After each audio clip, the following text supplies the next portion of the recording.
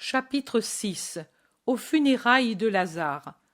La nouvelle de la mort de Lazare doit avoir produit l'effet d'un bâton que l'on remue à l'intérieur d'une ruche. Jérusalem tout entière en parle, notables, marchands, menus peuple, pauvres gens de la ville, des campagnes voisines, étrangers de passage, mais pas tout à fait ignorants de l'endroit, étrangers qui s'y trouvent pour la première fois et qui demandent quel est celui dont la mort occasionne un tel remue-ménage, Romains, légionnaires, employés du temple, lévites et prêtres qui se rassemblent et se quittent continuellement, en courant çà et là, groupe de gens qui, en des termes et expressions différents, parlent du fait. Certains louent, d'autres pleurent, d'autres se sentent plus mendiants qu'à l'ordinaire, maintenant que leur bienfaiteur est mort. Quelqu'un gémit « Je n'aurai plus, jamais plus un maître comme lui ». Certains énumèrent ses mérites, et d'autres mettent en lumière sa richesse et sa parenté, les fonctions et les charges de son père, la beauté et la richesse de sa mère, et sa naissance royale. D'autres, malheureusement, rappellent aussi des souvenirs familiaux sur lesquels il serait beau de laisser tomber un voile, surtout quand il s'agit d'un mort qui en a souffert. Les nouvelles les plus disparates sur la cause de la mort, sur l'emplacement du tombeau, sur l'absence du Christ de la maison de son grand ami et protecteur, justement en cette circonstance, font parler les petits groupes. Et il y a deux opinions qui prévalent. L'une, c'est que cela est arrivé, ou plutôt a été provoqué par l'attitude hostile des Juifs, sanédristes, pharisiens et gens de même acabit à l'égard du maître. L'autre, c'est que le maître, se trouvant en face d'une vraie maladie mortelle, s'est dérobé parce que dans ce cas, ses procédés frauduleux n'auraient pas réussi. Même, sans être astucieux, il est facile de comprendre de quelle source vient cette dernière opinion. Elle heurte un grand nombre de gens qui répliquent « Es-tu pharisien, toi aussi ? Si oui, attention à toi, car avec nous, on ne blasphème pas le saint. Vipère maudite, engendrée par des hyènes mariées au Léviathan, qui vous paie pour blasphémer le Messie ?» Prise de bec, insultes, quelques coups de poing aussi, et des invectives mordantes résonnent dans les rues contre les pharisiens, couverts de riches manteaux, et contre les scribes, qui passent avec des airs de Dieu, sans daigner regarder la plèbe qui vocifère pour et contre eux, pour et contre le maître, et des accusations. Combien? Quelqu'un dit que Jésus est un faux maître. C'est certainement un de ceux qui ont été achetés avec les deniers de ces serpents qui viennent de passer. Avec leurs deniers? Avec les nôtres, dois-tu dire. C'est pour cela qu'ils nous plument. Mais où est-il, que je veux voir si c'est un de ceux qui hier sont venus me parler? Il s'est enfui. Mais vive Dieu! Ici, il faut s'unir et agir. Ils sont trop impudents. Autre conversation. Je t'ai entendu et je te connais. Je dirai à qui de droit comment tu parles du tribunal suprême. J'appartiens au Christ, et la bave de démons ne me nuit pas. Dis-le même à Anna et Caïphe, si tu veux, et que cela serve à les rendre plus justes. Et plus loin. C'est moi que tu traites de parjure et de blasphémateur parce que je vais avec le Dieu vivant? C'est toi le parjure et le blasphémateur qui l'offense et le persécute. Je te connais, sais-tu, je t'ai vu et entendu. Espion, vendu, saisissez-vous de lui.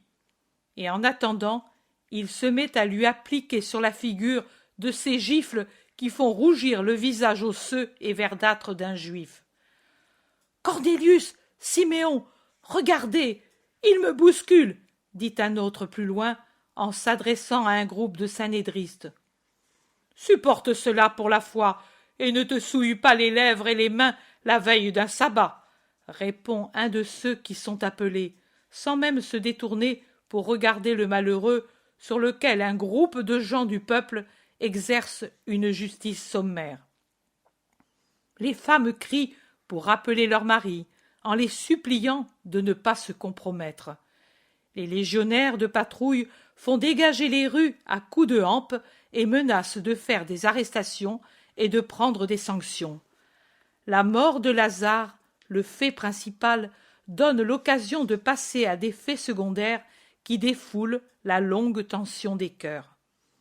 Les synhédristes, les anciens, les scribes, les sadducéens, les notables juifs passent indifférents, sournois, comme si toute cette explosion de petite colère, de vengeance personnelle, de nervosité, ne s'enracinait pas en eux. Plus les heures passent, et plus les passions fermentent, et plus les cœurs s'enflamment. Eux disent, écoutez un peu, que le Christ ne peut guérir les malades. Moi, j'étais lépreux, et maintenant je suis en bonne santé. Les connaissez-vous? Je ne suis pas de Jérusalem, mais jamais je ne les ai vus parmi les disciples du Christ, depuis 2 ans. Fais-moi voir celui du milieu. Ah, le scélérat, c'est lui qui, à la dernière lune, est venu m'offrir de l'argent au nom du Christ, en disant que lui prend des hommes en solde pour s'emparer de la Palestine. Et maintenant il dit « Mais pourquoi l'as-tu laissé échapper ?» Vous avez compris, hein? Quel malandrin! Et pour un peu, je me laissais prendre. Il avait raison, mon beau-père. Voilà Joseph l'Ancien avec Jean et Josué. Allons leur demander s'il est vrai que le maître veut rassembler des armées. Ils sont justes et sont au courant. Ils courent en masse vers les 3 synhédristes et leur posent la question. Rentrez chez vous, hommes. Dans les rues, on pêche et l'on se nuit. Ne vous disputez pas, ne vous alarmez pas. Occupez-vous de vos affaires et de vos familles. N'écoutez pas ceux qui agitent des illusionnés et ne vous laissez pas illusionner. Le maître est un maître et non un guerrier. Vous le connaissez et il dit ce qu'il pense. Il ne vous aurait pas envoyé d'autres pour vous dire de le suivre comme guerrier s'il vous avait voulu tel. Ne faites pas de tort à lui, à vous et à votre patrie. Rentrez chez vous, hommes, rentrez chez vous. Ne faites pas de ce qui est déjà un malheur, la mort d'un juste, une suite de malheurs. Retournez chez vous et priez pour Lazare qui faisait du bien à tout le monde, dit Joseph d'Arimathie, qui doit être très aimé et écouté par le peuple qui le connaît comme juste. Jean aussi, celui qui était jaloux, dit « Lui est un homme de paix, pas de guerre. N'écoutez pas les faux disciples. Rappelez-vous comme ils étaient différents les autres qui se disaient Messie. Rappelez-vous, confrontez, et votre justice vous dira que ces incitations à la violence ne peuvent venir de lui. À vos maisons, auprès de vos femmes qui pleurent et de vos enfants apeurés. Il est dit « Malheur aux violents et à ceux qui favorisent les rixes. » Un groupe de femmes en larmes aborde les 3 synhédristes et l'une d'elles dit « Les scribes ont menacé mon homme, j'ai peur. Joseph, parle-leur. » Je le ferai, mais que ton mari sache se taire. Croyez-vous, par ces agitations, rendre service au maître et honorer le mort? Vous vous trompez, vous nuisez à l'un et à l'autre, répond Joseph, et il les laisse pour aller à la rencontre de Nicodème qui arrive par une rue, suivi de ses serviteurs. Je n'espérais pas te voir, Nicodème. Moi-même, je ne sais comment j'ai pu. Le serviteur de Lazare est venu après le chant du coq me dire le malheur. Et à moi plus tard, je suis parti tout de suite. Sais-tu si le maître est à Béthanie? Non, il n'y est pas. Mon intendant de Bézéta y était à l'heure de tierce, et il m'a dit qu'il n'y est pas. Jean s'écrie. Moi, je ne comprends pas comment. Pour tous le miracle, et pas pour lui? Joseph dit. C'est peut-être qu'à la maison, il a donné déjà plus qu'une guérison. il a racheté Marie et leur a rendu paix et honneur. Josué dit, paix et honneur, des bons pour les bons, car beaucoup n'ont pas rendu et ne rendent pas honneur, même maintenant que Marie.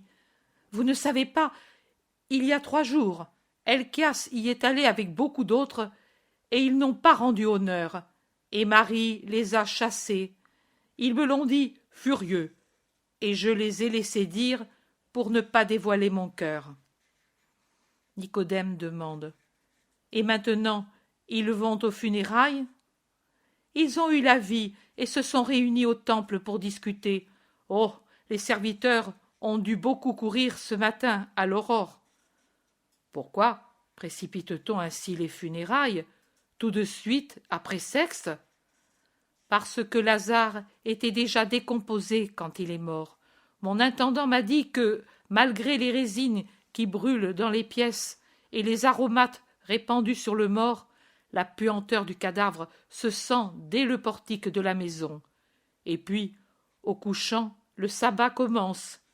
Il n'était pas possible de faire autrement. Et tu dis qu'ils se sont réunis au temple? Pourquoi? Josué dit, voilà, en réalité, la réunion était déjà fixée pour discuter sur Lazare. Ils veulent dire qu'il était lépreux. Cela, non. Lui, tout le premier, se serait isolé pour obéir à la loi, dit Joseph pour le défendre. Et il ajoute, j'ai parlé avec le médecin. Il a absolument exclu la lèpre. Il était malade d'une consomption putride. Nicodème demande, et alors, de quoi ont-ils discuté, puisque Lazare était déjà mort? Josué explique encore.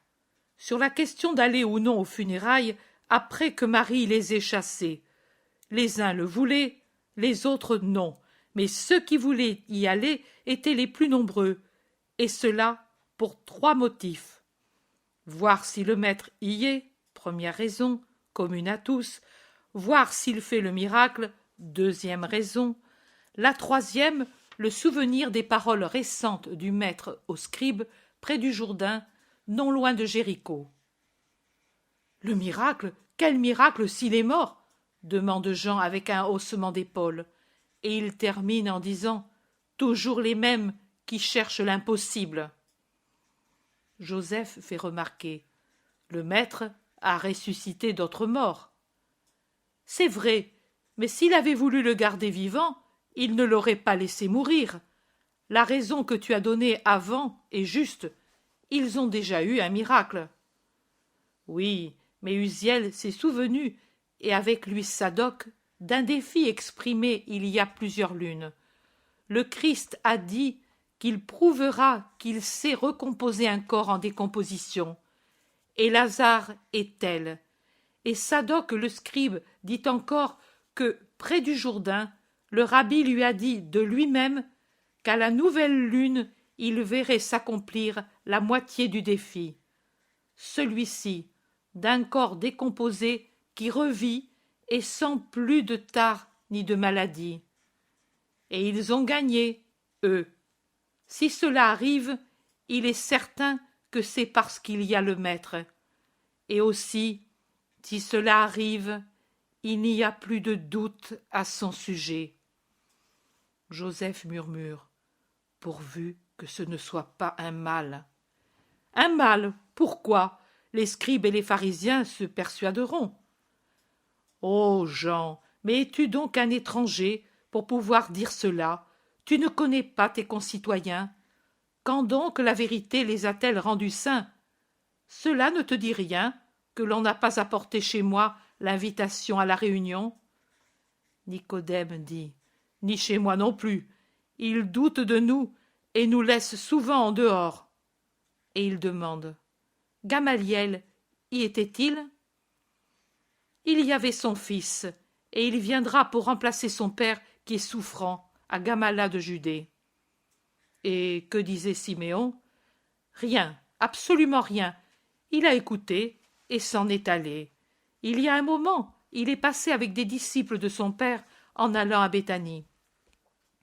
Ils sont presque à la porte qui ouvre sur le chemin de Béthanie, et Jean s'écrie « Regarde, elle est gardée. Pourquoi donc? Et ils arrêtent ceux qui sortent. Il y a de l'agitation dans la ville. Oh, elle n'est pas pourtant des plus fortes. Ils arrivent à la porte et sont arrêtés comme tous les autres. Joseph d'Arimathie dit: Pour quelle raison, soldat? Je suis connu de toute l'Antonia, et vous ne pouvez dire du mal de moi. Je vous respecte, et je respecte vos lois. Ordre du centurion. Le chef va entrer dans la ville, et nous voulons savoir qui sort par les portes, et spécialement par celle-ci qui donne sur la route de Jéricho. Nous te connaissons, mais nous connaissons vos sentiments pour nous. Toi et les tiens, passez, et si vous avez de l'influence sur le peuple, dites-leur qu'il est bien pour eux de rester tranquilles. Ponce n'aime pas changer ses habitudes pour des sujets qui lui portent ombrage, et il pourrait être trop sévère. Un conseil loyal pour toi qui est loyal. Il passe. Joseph dit: Tu entends? Je prévois de lourdes journées. Il faudra le conseiller aux autres plutôt qu'au peuple. La route pour Béthanie est remplie de gens qui vont tous dans la même direction, à Béthanie. Tous se rendent aux funérailles. On voit des synhédristes et des pharisiens mêlés à des sadducéens, et des scribes, et ceux-ci à des paysans, des serviteurs, des intendants des différentes maisons et des domaines que Lazare possède dans la ville et dans les campagnes. Et plus on approche de Béthanie, plus il y a de gens qui débouchent des sentiers et des chemins dans la route principale. Voici Béthanie. Béthanie en deuil de son plus grand citoyen. Tous les habitants, avec leurs meilleurs habits, sont déjà en dehors des maisons qui sont fermées, comme s'il n'y avait personne à l'intérieur. Mais ils ne sont pas encore dans la maison du mort. La curiosité les retient près de la grille le long du chemin. Ils observent ceux qui passent parmi les invités, et ils échangent les noms et les impressions. Voici Nathanaël ben Faba. Oh, le vieux Mattathias, parent de Jacob. Le fils d'Anna. Regarde-le avec Doras, Calachébona et Archélaüs. Oh, comment ont-ils fait pour venir ceux de Galilée? Ils y sont tous. Regarde, Élie, Jocanna, Ismaël, Uri, Joachim, Élie, Joseph, le vieux Canania avec Sadoc, Zacharie et Jocanna sadducéens. Il y a aussi Siméon de Gamaliel, seul. Le rabbi n'est pas avec lui. Voilà Elchias, avec Naoum, Félix, Anna le scribe, Zacharie, Jonatas d'Uriel, Saül, avec Éléazar, Tryphon et Joazar. Bons ces derniers. Un autre des fils d'Anna, le plus jeune, il parle avec Simon Camite, Philippe avec Jean l'Antipatride, Alexandre, Isaac et Jonas de Babaon, Sadoc, Jude, descendant des Assidéens, le dernier, je crois, de cette classe. Voici les intendants des divers palais. Je ne vois pas les amis fidèles. Que de gens! Vraiment, que de gens, tous importants, une partie avec un visage de circonstance, ou avec sur le visage les marques d'une vraie douleur. Le portail, tout grand ouvert, engloutit tout le monde, et je vois passer tous ceux qu'à diverses reprises j'ai vus bienveillants ou hostiles autour du maître. Tous, sauf Gamaliel et le synhédriste Simon. Et j'en vois d'autres encore que je n'ai jamais vus ou que j'aurais vus sans savoir leur nom dans les discussions autour de Jésus. Ils passent des rabbins avec leurs disciples et des scribes en groupes compacts. Ils passent des juifs dont j'entends énumérer les richesses. Le jardin est plein de gens. Ils vont exprimer leurs condoléances aux sœurs, qui, selon l'usage sans doute, sont assises sous le portique et donc en dehors de la maison, et se répandent ensuite dans le jardin en un continuel bariolage de couleurs et en de continuelles inclinaisons. Marthe et Marie sont bouleversées. Elles se tiennent par la main comme deux fillettes effrayées du vide qui s'est fait dans leur maison, du rien qui emplit leur journée maintenant qu'elles n'ont plus Lazare à soigner. Elles écoutent les paroles des visiteurs, pleurent avec les vrais amis, leurs employés fidèles, s'inclinent devant les synhédristes à l'air glacial, imposant, rigide, venus plutôt pour se faire voir que pour honorer le défunt. Elles répondent, lasses de répéter les mêmes choses des centaines de fois à ceux qui les interrogent sur les derniers moments de Lazare. Joseph, Nicodème, les amis les plus sûrs, se mettent à côté d'elles, sobres en paroles, mais manifestant une amitié plus réconfortante que de longs discours. Helcias revient avec les plus intransigeants avec lesquels il a parlé longuement, et il demande « Ne pourrions-nous pas voir le mort ?» Marthe, avec tristesse, se passe la main sur le front et demande « Quand donc cela se fait-il en Israël ? Il est déjà préparé. » Et des larmes descendent lentement de ses yeux. « Ce n'est pas l'usage, c'est vrai, mais nous le désirerions. Les amis les plus fidèles ont bien le droit de voir une dernière fois l'ami. » Même nous, ses sœurs, nous aurions eu ce droit, mais il a été nécessaire de l'embaumer tout de suite, et quand nous sommes revenus dans la chambre de Lazare, nous n'avons plus vu que sa forme enveloppée par les bandelettes. « Vous devriez donner des ordres clairs. Ne pourriez-vous pas enlever le suaire de son visage ? Oh, il est déjà décomposé, et l'heure des funérailles est arrivée. » Joseph intervient. « Helcias, il me semble que nous, par excès d'amour, nous leur faisons de la peine. Laissons les sœurs en paix. » Siméon, fils de Gamaliel, s'avance, empêchant la réponse d'Helcias. « Mon père viendra dès qu'il le pourra. Je le représente. Il appréciait Lazare, et moi de même. » Marthe s'incline en répondant « Que l'honneur du rabbi pour notre frère soit récompensé par Dieu. » Helcias, à cause du fils de Gamaliel, s'écarte sans insister davantage, et il discute avec les autres qui lui font observer. « Mais tu ne sens pas la puanteur, tu veux douter. Du reste, nous verrons s'il mure le tombeau. On ne vit pas sans air. » Un autre groupe de pharisiens s'approche des sœurs. Ce sont presque tous ceux de Galilée. Marthe, après avoir reçu leurs hommages, ne peut s'empêcher de dire son étonnement de leur présence. « Femme, le Sanhédrin siège en des délibérations d'une extrême importance, et c'est pour cela que nous sommes dans la ville, » explique Simon de Capharnaüm, et il regarde Marie, dont il se rappelle certainement la conversion, mais il se borne à la regarder. Voici que s'avance Jocanna, Doras, fils de Doras et Ismaël, avec Canania et Sadoc, et d'autres que je ne connais pas. Ils parlent, bien avant de parler, par leur visage de vipères. Mais ils attendent que Joseph s'éloigne avec Nicodème pour parler à 3 Juifs, pour pouvoir blesser. C'est le vieux Canania qui, de sa voix éraillée de vieillard croulant, commence l'attaque. « Qu'en dis-tu, Marie ? Votre maître est le seul absent des nombreux amis de ton frère. Singulière amitié, tant d'amour, tant que Lazare se portait bien, et de l'indifférence quand c'était le moment de l'aimer. Tous sont des miracles de lui, mais ici il n'y a pas de miracle. Qu'en dis-tu, femme, de pareilles choses ? Il t'a trompé beaucoup, beaucoup, le beau rabbi galiléen. Hé hé, ne disais-tu pas qu'il t'avait dit d'espérer au-delà de ce que l'on peut espérer ?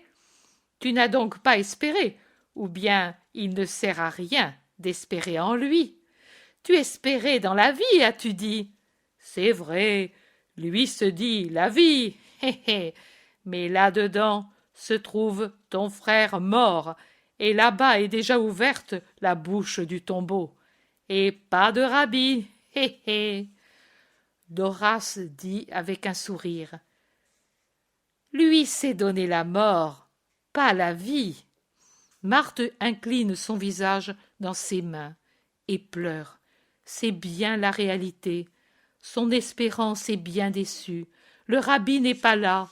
Il n'est même pas venu les réconforter. Et pourtant, il aurait pu être là maintenant. Marthe pleure. Elle ne sait plus que pleurer. Marie aussi pleure, elle aussi est en face de la réalité. Elle a cru, elle a espéré au-delà de ce qui est croyable. Mais rien n'est arrivé, et déjà les serviteurs enlèvent la pierre de l'entrée du tombeau, car le soleil commence à descendre. Et le soleil descend vite en hiver, et c'est vendredi. Et tout doit être fait à temps, de façon que les hôtes ne doivent pas transgresser les lois du sabbat qui va bientôt commencer. Elle a tant espéré, toujours, trop espéré. Elle a consumé ses puissances dans cette espérance, et elle est déçue. Canania insiste. Tu ne me réponds pas. Es-tu convaincu à présent que lui est un imposteur qui vous a exploité et méprisé? Pauvre femme! Et il hoche la tête parmi ses comparses qui l'imitent en disant eux aussi pauvre femme. Maximin s'approche. C'est l'heure. Donnez l'ordre. C'est à vous de le faire. Marthe s'écroule. On la secourt et on l'emporte à bras au milieu des cris des serviteurs qui comprennent que l'heure est venue de la descente dans le tombeau et qui entonnent les lamentations. Marie se tord convulsivement les mains. Elle supplie. Encore un peu, encore un peu. Envoyez des serviteurs sur la route vers Ansémès et la fontaine, sur toutes les routes. Des serviteurs à cheval, qu'ils voient s'il vient. Mais tu espères encore, ô malheureuse. Mais que te faut-il pour te persuader qu'il vous a trahi et trompé? Il vous a haï et méprisé. C'en est trop. Le visage baigné de larmes, torturé et pourtant fidèle, dans le demi-cercle de tous les hôtes rassemblés pour voir sortir la dépouille, Marie proclame « Si Jésus de Nazareth a ainsi agi, c'est bien, et c'est un grand amour que le sien pour nous tous de Béthanie. Tout pour la gloire de Dieu et la sienne. Il a dit que de cela il en viendra de la gloire pour le Seigneur, parce que la puissance de son Verbe resplendira complètement. Exécute, Maximin. Le tombeau n'est pas un obstacle au pouvoir de Dieu. » Elle s'écarte, soutenue par Noémie qui est accourue, et elle fait un signe.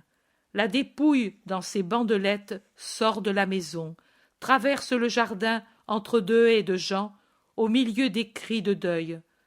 Marie voudrait la suivre, mais elle chancelle. Elle se joint quand déjà tous sont vers le tombeau. Elle arrive juste pour voir disparaître la longue forme immobile dans la nuit du tombeau, où rougissent les torches que tiennent haut les serviteurs pour éclairer les marches pour ceux qui descendent avec le mort. En effet, le tombeau de Lazare est plutôt enterré, peut-être pour utiliser des couches de roches souterraines. Marie crie, elle est déchirée, elle crie, et avec le nom de son frère, il y a celui de Jésus. Il semble lui arracher le cœur, mais elle ne dit que ces deux noms, et elle les répète jusqu'au moment où la lourde rumeur de la fermeture remise à l'entrée de la tombe lui dit que Lazare n'est plus sur la terre, même avec son corps. Alors elle cède et perd complètement connaissance. Elle s'abat sur celle qui la soutient et soupire encore, pendant qu'elle s'abîme et s'anéantit dans son évanouissement. « Jésus! Jésus !» On l'éloigne. Maximin reste pour congédier les hôtes et les remercier au nom de toute la parenté. Il reste pour s'entendre dire par tous qu'ils reviendront chaque jour pour le deuil. La foule s'écoule lentement. Les derniers à partir sont Joseph, Nicodème, Éléazar, Jean, Joachim, Josué. Au portail, ils trouvent Sadoc avec Uriel qui rit méchamment en disant « Elles sont des filles, et nous l'avons craint. » Oh, il est bien mort, comme il puait malgré les aromates, il n'y a pas de doute, non, il n'y avait pas besoin d'enlever le suaire, je crois qu'il y avait déjà les vers. Ils sont heureux. Joseph les regarde, un regard si sévère qu'il leur coupe la parole et les rires. Tout le monde se hâte de repartir pour être dans la ville avant la fin du crépuscule.